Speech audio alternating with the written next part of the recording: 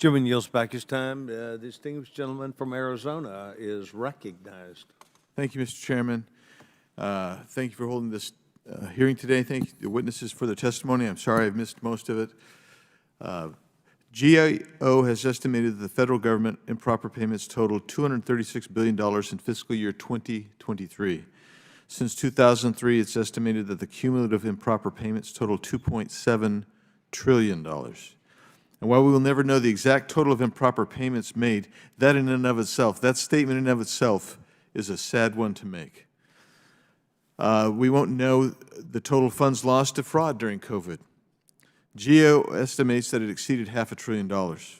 While congressional and agency attention to this longstanding problem has resulted in increased accountability, improper payments and outright fraud persist, particularly when policymakers, including congressional policymakers, prioritize shoveling money out the door in response to a crisis instead of ensuring those funds reach their intended recipients.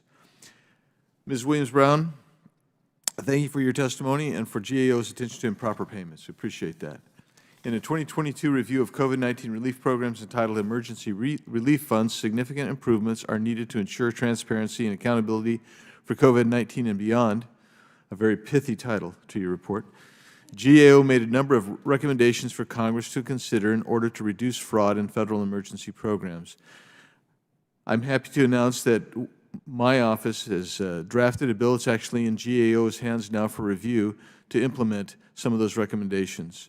One of those recommendations is that Congress enact a law effectively requiring federal agencies to adopt model internal control plans based on OMB guidance, which could be used in or adapted to a future emergency response. Can you please talk about the need for agencies to adopt emergency internal control plans and what steps those plans should include?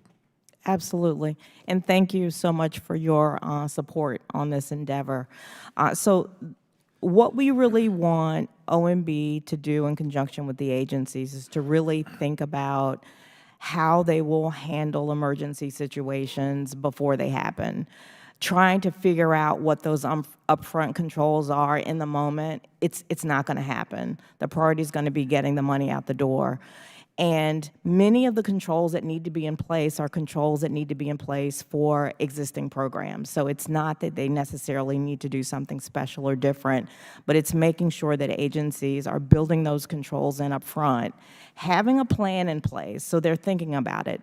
So it's similar to coming up with a contingency plan. You think about it ahead of time, so when you're faced with the emergency, you already have the muscle memory to know what you need to do in place. And this is what we want OMB to work with the agencies to do, because we think that's the best way to really achieve that goal of preventing those dollars from going out the door before they go out the door. Appreciate that. Thank you. The widespread proliferation of sensitive personal identifiable information due to data breaches like the recent National Public Data Breach or the activities of the unregulated data broker industry is making it very easy for fraudsters to assume identities and steal government benefits using date of birth, social security number, or childhood address. Yet many methods of identity verification actually rely upon the data matching conducted by those same data brokers.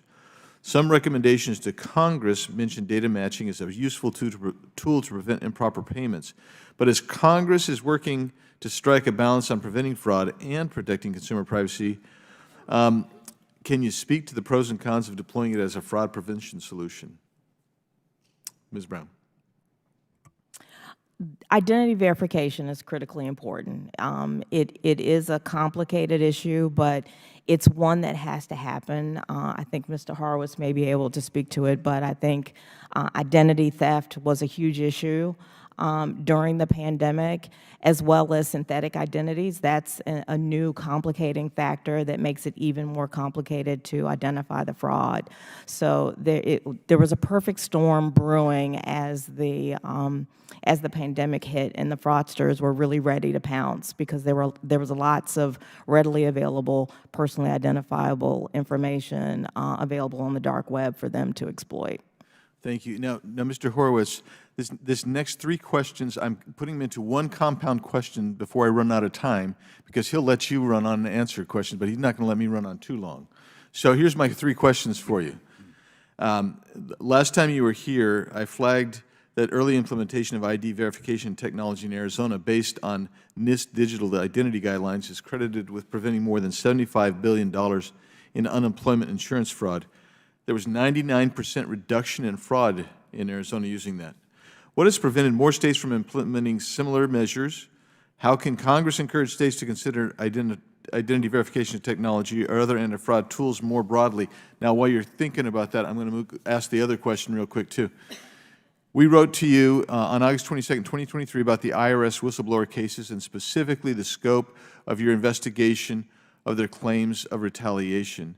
Can you, today before you leave, can you provide us an update about their cases and maybe tell us a bit about the scope of your inquiry and when we can expect a resolution? So two very different topics, but I tried to get those in before my time was too far expired. Thank you, Congressman. Thank you.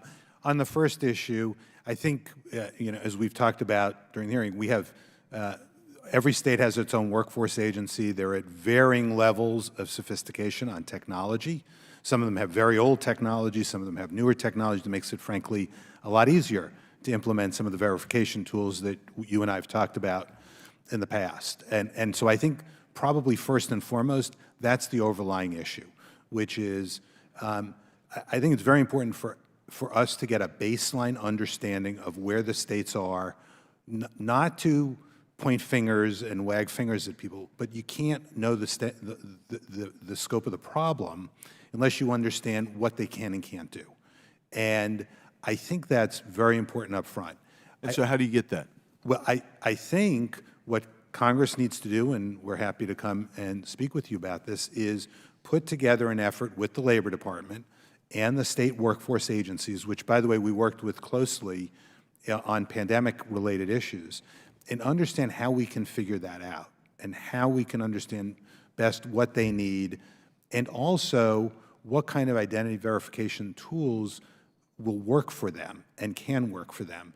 We've been seeing this at the federal level and trying to understand, and we've seen varying programs be out there, including facial recognition software, others, on how to identify individuals. And there are challenges. When a pandemic hits, for example, people couldn't walk into the agency, right? They were closed. So how do you do that from a distance? Not everybody has, as we saw, broadband or internet access. And so people in rural areas, we saw, weren't able to timely apply for some of these programs and got shut out from some of them because they didn't have access to that kind of software. Individuals who were elderly who didn't have internet access or didn't know how to best pursue that. So it's a complicated area, but I think the first thing that's missing is what you and I have talked about, what you mentioned, which is understanding what the state workforce agencies can and can't do in the first instance, because it is widely varying out there. On the second issue, as we've talked about before on this, when there's an ongoing criminal case, we put on hold some of our work. We have met with the whistleblowers in the past. We continue to have that matter on our list of items, but we follow our usual course. We hit a pause while a criminal case is going on. That may be winding down, and that will allow us to consider where we go from there. So, I'm reminded OSC has jurisdiction on this, and I know they have a matter. The Office of Special Counsel, the agency, not the Justice Department Office of Special Counsel. Now we're talking about a separate agency for the public's purpose. I know you know that. And so they have the look at the retaliation. What we have is the management-related issues that I have authority over as the Justice Department Inspector General. So we're trying to keep those lanes, as we always do, by the way, separate. So the DOJ, are you able to pursue and investigate now the management side, which is the DOJ side?